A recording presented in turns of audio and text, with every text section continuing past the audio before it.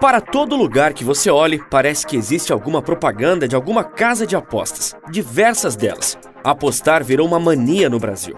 Mas o que está realmente por trás desse esquema gigantesco e de tanto crescimento das casas de apostas?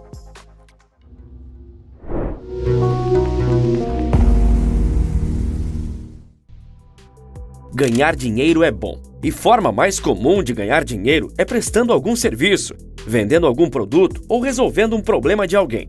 Em outras palavras, trabalhando. Mas existem outras formas que sempre atraíram muita gente, como a renda passiva, que é quando o dinheiro que você já tem te ajuda a ganhar mais. À medida que a internet está popularizando formas diversificadas de investimentos, que alguns também chamam de renda passiva, têm ficado mais conhecidas e as mais diversas pessoas realmente aumentam sua renda dessa forma. Mas é estranho pensar que apostas para muita gente são uma fonte de renda passiva, algum tipo de investimento, apesar disso não ter nenhum sentido financeiramente falando. E quando eu digo nenhum, é nenhum mesmo. Segundo uma pesquisa da Industry Insights, 43% da população brasileira considera apostas um negócio propriamente dito, e não apenas diversão. Quando alguém fala a palavra aposta, nossa cabeça nos leva a alguns lugares comuns. Cassinos, por exemplo. Ir a Las Vegas é tido como a viagem dos sonhos por muita gente, porque para chegar lá, você precisa ter alguns milhares de dólares que irá gastar em cassinos e resorts luxuosos para ter uma experiência de diversão das mais exuberantes possível. Mas as apostas hoje em dia não se resumem a cassinos físicos. A internet mudou o mundo para sempre. Os cassinos mais frequentados no momento não estão em Las Vegas. Muito pelo contrário, eles estão na internet bem ao seu alcance. Você pode, assim que terminar esse vídeo, abrir a página de uma das dezenas de casas de apostas voltadas para o público brasileiro e verificar isso que eu estou falando. Mas até para estar melhor preparado, não saia antes do final desse vídeo. Se você mora no Brasil, você está vendo mais anúncios de casas de apostas do que de bebidas, comidas, roupas ou carros. Um cassino está mais perto do seu filho do que qualquer escola de inglês ou futebol. Esses empreendimentos parecem surgir de todos os cantos, cada vez com nomes mais diferentes, no mercado que parece longe da saturação, já que as pessoas se mantêm dia após dia injetando dinheiro nele. Mas se essas espécies de cassinos virtuais não oferecem nem de perto o entretenimento e a ostentação de Vegas, o que explica esse aumento de pessoas que recorrem a esse tipo de empreendimento para aumentar sua renda? Eu enxerguei um conjunto de fatores que vou mostrar para vocês. Os jogos de azar foram proibidos no Brasil em 1946, pelo presidente Eurico Gaspar Dutra, que dizia que esses jogos eram degradantes para os seres humanos. Mas a opinião de um político não muda a vontade popular. O brasileiro encontrou no jogo do bicho, na loteria e até mesmo nas mesas de truco, passatempos até degradantes que um cassino. Como eu disse, o fato de proibir não significa que alguma coisa vá parar de existir. Aquilo simplesmente deixa de acontecer dentro da legalidade e passa a funcionar de forma clandestina. Foi o que aconteceu com os jogos do bicho, muitos comuns em todo o país. No Rio de Janeiro, esses jogos foram cooptados pelos donos dos morros, os líderes do tráfico de drogas e de armas. O dinheiro do jogo ia direto para a mão de bandidos, que há algumas décadas eram até bem aceitos por uma parte da população, por fazerem agrados como financiar escolas de samba. Há inclusive estudos que mostram que 7 das 9 maiores escolas de samba do Rio são financiadas pelo jogo do bicho. Até porque a quantidade de dinheiro levantada pelas bancas de aposta é mais alta do que muita gente imagina. E com a popularização dos jogos pela internet, foram surgindo também os jogos de azar online, e isso estava movimentando muito dinheiro. Em 2017, a Receita Federal fez uma estimativa de que mais de 4 bilhões de reais foram gastos em sites de apostas no Brasil. Como um movimento dessa magnitude virtual, fica muito difícil se fiscalizar e derrubar esses websites, então o ex-presidente Michel Temer autorizou, por força de um decreto, que apostas fossem consideradas como loteria no nosso país. 72 anos depois da lei de Dutra, as casas de apostas se tornaram legais no Brasil. Depois disso, dizer que as casas de apostas inundaram o país não é exagero nenhum. Quer um exemplo disso? Observe os clubes de futebol brasileiros, pelo menos os principais. Todos os 20 times da primeira divisão do Campeonato Brasileiro possuem o patrocínio de alguma casa de aposta. Todos. Como os apostadores são majoritariamente homens, não há dúvida de que essa estratégia de marketing esteja funcionando. O futebol ainda é a maior paixão do brasileiro e todos nós temos as nossas opiniões sobre quem é o melhor jogador, quem deveria ter entrado em campo, se algum lance foi pênalti ou não, ou como melhorar um time. A promessa de poder ganhar dinheiro com as certezas que cada um tem com relação ao esporte foi uma mistura perfeita, uma paixão impulsionando outra. E não são apostas simples, onde o apostador apenas diz se o time A ou B irá vencer, ou se o jogo terminará em empate. Existem diversas opções de apostas para garantir o lucro e a suposta diversão dos apostadores. Você é capaz de palpitar sobre quantos gols terá A ou em uma determinada partida? Se o time C ou D será desclassificado, quais jogadores farão gols naquela partida específica? Muita gente tem tanta certeza que sim, ao ponto de colocar seu dinheiro em jogo, acreditando mesmo que seus conhecimentos sobre o esporte são suficientes para fazer esses tipos de previsões. Mas muita gente também duvida disso, incluindo alguns membros do Ministério da Justiça. No último mês de agosto, a Secretaria Nacional do Consumidor, Senacom, órgão do Ministério da Justiça e Segurança Pública, abriu guerra contra a atuação dos sites de apostas esportivas no Brasil.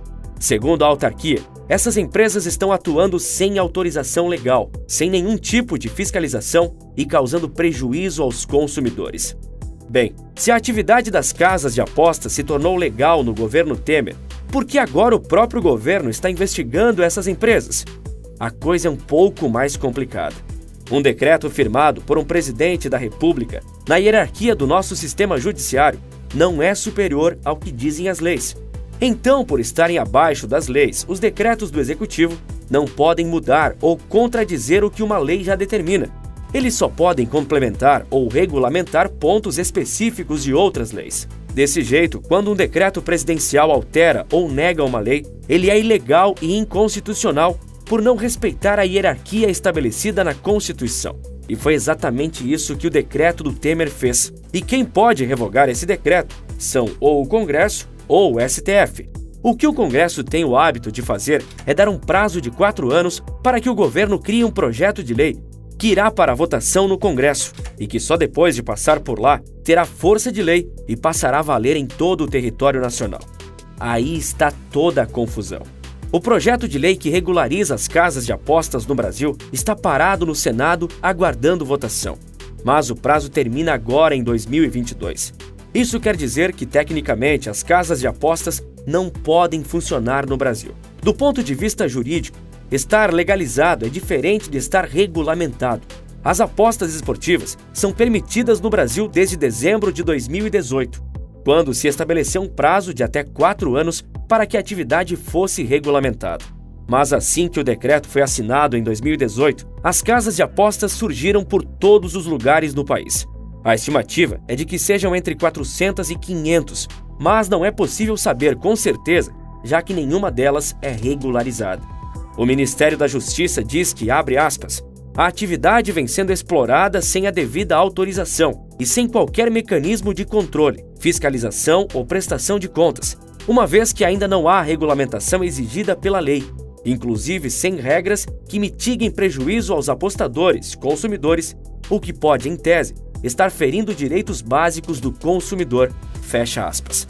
A gente pode perceber que essa investigação não será muito amistosa por parte do Ministério da Justiça, já que primeiro vai analisar todos os contratos envolvendo a Confederação Brasileira de Futebol, a Globo, que fechou um contrato com uma dessas empresas para anunciar durante a Copa desse ano, as casas de apostas e os clubes que estampam essas empresas em suas camisas. Além de tudo, muitas casas de apostas também têm funcionado como cassinos. E qual a diferença entre eles? Você pode estar se perguntando. É simples. No cassino, o jogador está apostando contra o cassino. Já no caso de aposta esportiva, o jogador está apostando contra outros jogadores. Assim como as casas esportivas, os cassinos tentam vender no Brasil uma imagem de serviço regular e seguro para o público em geral. E isso pode ser visto por meio de seus garotos propaganda. Um jogo de azar online que atraiu certa atenção recentemente foi o jogo do foguetinho ou do aviãozinho. Esse jogo basicamente consiste em apostar em uma decolagem de foguetes ou aviões. Quanto mais alto ele for, mais dinheiro a pessoa ganha. Porém, se ele explode e cai antes de a pessoa finalizar a aposta, ela sai no prejuízo. A questão central é, não há como saber até quando o foguetinho irá subir. muito menos quando ele explodirá. A sorte é quem manda aqui. Apesar desse tipo de jogo ser ilegal, existe uma brecha na lei que permite sua realização pelo fato de um ambiente virtual não ser parte de nenhum país, geograficamente falando. Essa brecha é a que diz que empresas com sede fora do Brasil podem operar aqui dentro, desde que o país de origem autorize a prática. Não é à toa que muitas empresas, não só cassinos, mas também de casas de apostas esportivas, têm sede em paraísos fiscais, como Curaçao, Malta ou nas Filipinas. Até que a situação legal seja resolvida, as empresas seguirão fora do país para não se exporem à lei de contravenções penais, que veda a exploração e estabelecimento de jogos de azar no Brasil. Apesar de não serem autorizados por aqui, isso não impede que casas de apostas usem o nosso país para gerar identificação, como a PixBet, que usa o Pix, principal meio de movimentação de dinheiro do brasileiro, como forma de propaganda. Nesses paraísos fiscais, estas empresas estão bem distantes da legislação brasileira e distantes também das reclamações dos seus clientes. Somente uma delas, a Blaze, possui mais de 12 mil reclamações no site Reclame Aqui. Influenciadores como Carlinhos Maia, que por muito tempo teve um dos maiores engajamentos do mundo no Instagram, fazem propagandas do jogo do foguetinho. Mas será que ele pode ser corresponsabilizado no caso de o Ministério da Justiça resolver abrir um inquérito? Isso tudo depende de como a justiça brasileira irá interpretar o decreto do ex-presidente. Se é inconstitucional ou se legaliza as apostas, mas não regula. São duas situações muito diferentes. Além disso, segundo o advogado Marçal Carvalho, é muito difícil criminalizar essas empresas porque, na prática, as pessoas não podem dizer que foram lesadas quando sabem que estão apostando em um jogo de azar e, por isso, existe o risco de perderem. Apesar disso, o advogado Marçal ainda avalia que pode haver responsabilização via direito do consumidor no caso dos anúncios publicitários ou dos influenciadores que fazem propaganda desses jogos digam que algum jogo é baseado exclusivamente na habilidade do jogador. Nesse caso, o Procon é uma opção. Mas, conversando com a advogada do canal, apuramos que também é possível acionar essas empresas judicialmente, mesmo que elas não tenham sede no Brasil. Você precisará ter todos os documentos traduzidos e juramentados, fazer uma carta rogatória e abrir um processo no exterior. Não é barato e nem rápido, mas o que a maioria das pessoas que têm problemas com esse tipo de negócio faz é tentar acionar as empresas através da página Reclame Aqui, onde há milhares de clientes que foram lesados fazendo as mesmas reclamações. Para saber mais sobre como esses jogos funcionam e quais os principais tipos de problemas que as pessoas têm com essas empresas, clique no vídeo que está aparecendo acima. Enfim, nem sempre conseguimos o que queremos. Muito cuidado é preciso quando a promessa parece boa demais. Nem sempre é possível ganhar, a menos que você seja a casa. E falando em profissões do futuro, eu liberei uma aula inédita e gratuita falando sobre a melhor oportunidade do século, fruto da tecnologia. Na aula, eu ensino como qualquer um pode criar um negócio anticrise e rentável, a partir do zero, usando apenas um computador. Para acessar essa aula exclusiva, clique no link da descrição. E aproveita também para seguir a gente no Instagram. Eu tô começando um conteúdo diferenciado por lá. E se eu fosse você, não perderia tempo em ver. @maestria nos negócios. Segue lá. Dentre as casas de apostas, a que mais ganhou fama recentemente foi a Blaze, que patrocina até clube de futebol. Quer saber como ela chegou nesse patamar? Então clique nesse vídeo aparecendo agora na sua tela. Por esse vídeo é isso, um forte abraço e bons negócios!